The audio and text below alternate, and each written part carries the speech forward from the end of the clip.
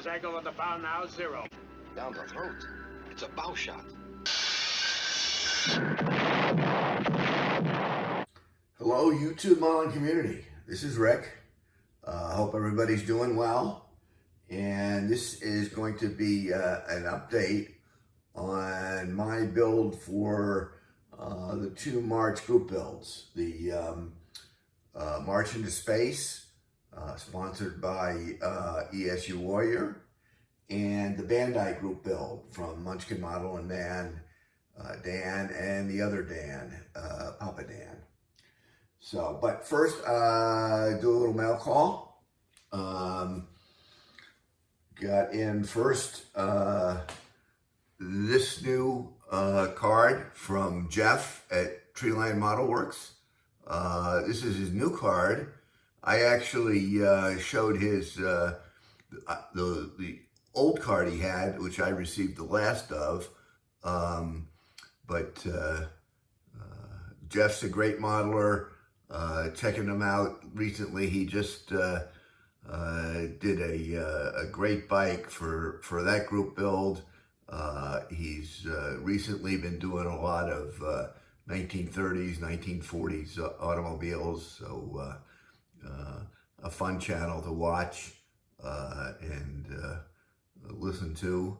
So I will include the links for all of these cards, but I'd be surprised if you're listening here and aren't already subscribed.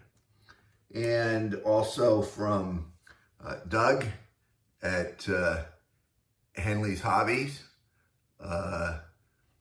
who I find to be a very, very enjoyable channel to watch and post to watch, as Doug just kind of expounds on his recent goings on, and could range anywhere up to and including a tour of his garden. So Doug's a fun modeler to watch, and very prolific. And then also Vince Weston at Models from the Dungeon.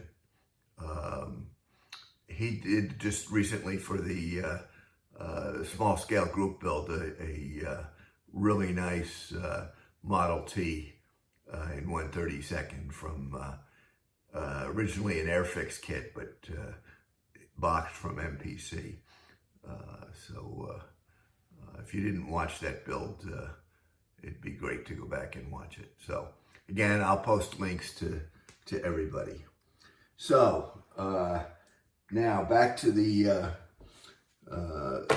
March into Space and Bandai group build, for which I'm doing a single build, the X-Wing fighter. I've already started on it. I am not going to do an unboxing or review. There is a really great detailed unboxing review from Ben over at Ben Builds, and I'll have a link to that also.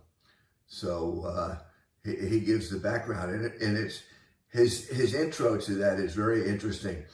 I am not a big Star fan. I'm a fan, I enjoy it, but I don't get into a lot of the details. I watched all the theater releases. I watched Mandalorian. I watched Boba Fett, but I didn't get into a lot of the CGI movies that were done with the Clone Wars and some of the other things, or the books or the computer games. So I don't know a lot of the details, but this particular kit, according to Ben, is Snap Wexley's Starfighter X-Wing. But backing up a little bit, I did not even realize that there were changes in the X-Wing design that were included in episodes 7, 8, and 9 from the X-Wings that were done in episodes 4, 5, and 6. And if you look at what is talked about in some of the fan history, is I guess the 4, 5, and 6 X-Wings were a Type 65, where these are a Type 70.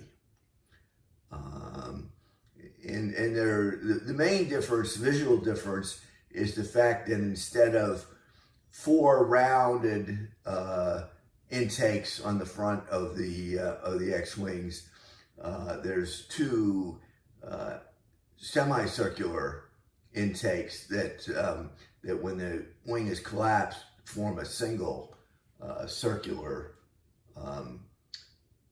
intake. So as near as I can tell,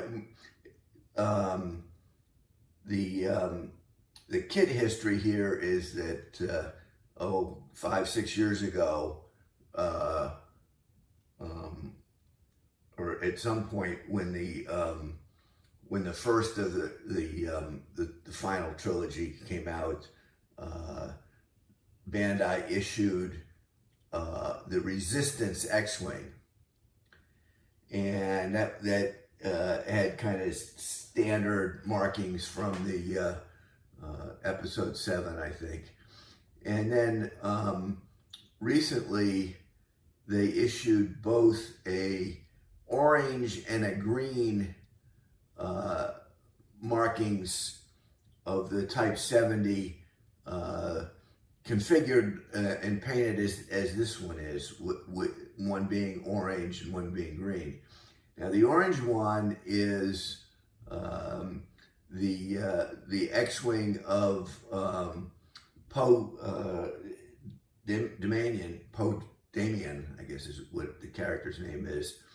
And you can see bits and pieces of that used throughout the mostly the final, the Rise of Skywalker.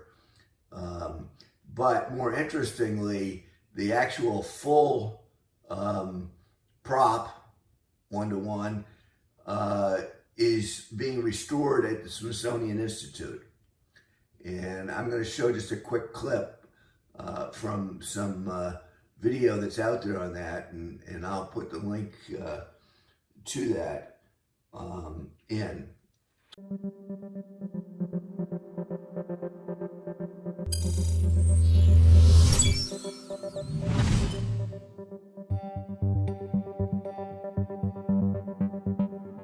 All right, Margaret, tell me about this. I know what it is, but let's talk about it. So this is a screen-used T70 X-Wing vehicle that is on loan to us from Lucasfilm, and we are delighted, just over the moon that this is here, and going to be going outside the planetarium in the downtown museum up on that 2nd floor mezzanine. I don't think there's anything more appropriate than an X-Wing hanging in the Smithsonian Air and Space Museum, but let's talk right away. Yes. Because I know that some people might have an issue with that. Why does the premier museum of real aviation and real spaceflight want an imaginary spaceship? Yes, why? Imagination, right? This imagination and inspiration, and those are such important themes for everything that we have here. And we know if you want to design and build and fly any of these things, you have to be dreaming it up. Yeah. And a lot of that starts with these fictional visions and the power of that. And so what better thing to bring in than an X-Wing fighter from the Star Wars universe? So the 6-year-old obsessed with X-Wings right now is the potential future aerospace engineer if you can show them the connection. I think so, and I think that when you look at the artistry of how this is designed, how it's developed, when you look at the difference between this and the T-65B that Luke Skywalker would have flown, right? You see an art designer who is then thinking about, what would the next generation look like? So now getting back to the green one here, when Ben said it was from Snap Wexley, the name didn't mean anything to me, which sent me to the internet, and it turned out he is a minor character that was giving credits for the actor in both episode 7 and episode episode 7, episode 9, and he appears in those movies, but he's not flying a green markings, as far as I can tell. And he's actually shot down during the final sequences of episode 9. Snap, they're on your tail! Yeah, I see it! No, snap! No! So, and he's obviously not flying this green markings X-Wing. So I don't know, maybe somebody out there with more knowledge than me and more interested can explain how Ben came to that conclusion that this was Snap Wexler's X-Wing. But that's kind of where we are on that. And as far as the, a little bit of fictitious history, if there is such a thing, I guess that's probably an oxymoron. So as far as what I've gotten done, I've gotten the wings together. They, perform their X function, and we'll be working on it. I haven't quite figured out how I want to finish this. At one point, I had really thought about painting over the green with that racing green that I used on the MG from the small scale group build. I'm still thinking about that. I think it's be kind of interesting. I also have a green that's probably a little closer to just what the molded plastic is that I can paint over it, or I may just decide to go with the molded plastic coloring. So, but we'll have to see where we get to with that. If anybody's got any thoughts or any comments as far as how to finish it, I will be weathering it up based on what's in that Smithsonian clip, and see what I can do with that.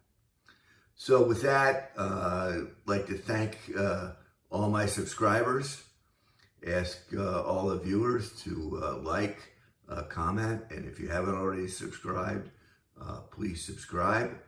We're coming up on the end of the week. I hope everybody has a great weekend, and we'll be talking back when we probably when we get a final on this. So thanks everybody, and take care.